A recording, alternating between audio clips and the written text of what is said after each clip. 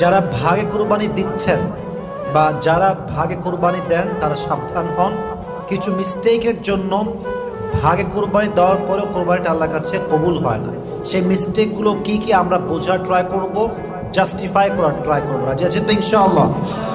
মনে করেন যে আপনারা 7 জন ভাগে কুরবানি দিচ্ছে, বিশাল বড় গরু নিয়ে আসে, মাশাআল্লাহ, ওকে ফাইন। বাট আপনাদের 7 জনের মাঝে একজনের নিয়তে ভেজাল আছে।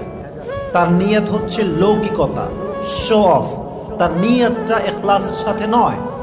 তাহলে কিন্তু আপনার কোরবানিটা বাতিল হয়ে যাবে, কোরবানিটার সওয়াব থাকবে না। যুবক ভাইরা, যে মিস্টেকের জন্য ভাগে কোরবানি নষ্ট হয়ে যায়, সওয়াব বাতিল হয়ে যায়, তার সবচেয়ে বড় কারণ হচ্ছে আপনি 7 জন মিলে কোরবানি দিচ্ছেন, একজন ভাগীদারের টাকা হচ্ছে সুদের টাকা বা ঘুষের টাকা বা হারাম কামাইয়ের টাকা, ডাকাতির টাকা, চুরির টাকা।